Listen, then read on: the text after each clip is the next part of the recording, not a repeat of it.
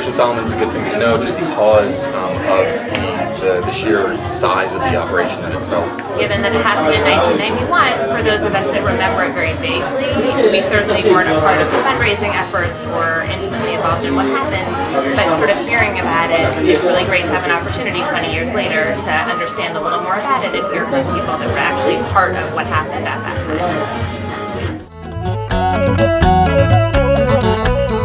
Everything in our life, in the village I grew up, everything was connected to our desire to go home to Jerusalem.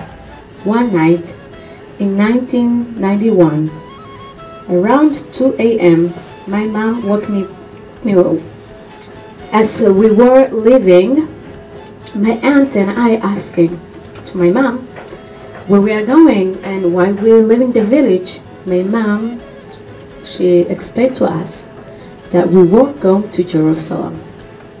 Oh my God, my aunt and I starting to scream, yes, we're to Jerusalem now! And my mom said, be quiet and shut up. I can explain to you guys how excited we were.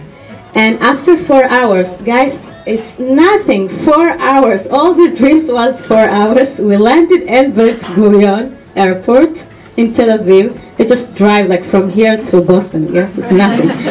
So I came to Israel in Operation Moses. It took place starting 81 up to 85.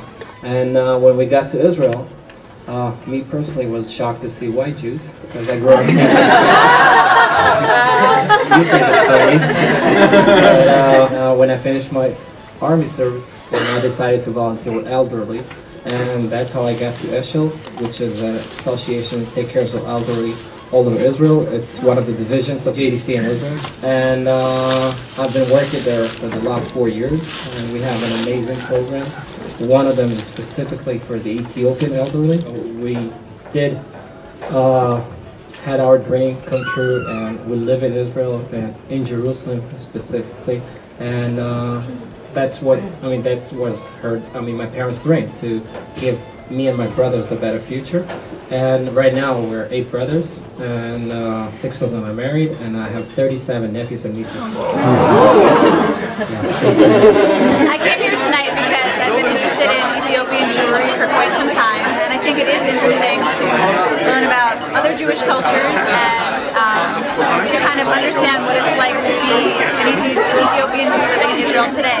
I came to the event tonight because as I had participated in a previous JDC trip to Argentina, I kept hearing about Ethiopia and JDC's work, and I knew something interesting had happened, but I didn't know what, so I was pleased to have the opportunity to come a little bit more about it. Today, I got an opportunity to learn about a lot of the resilience of the first generation of Ethiopian immigrants.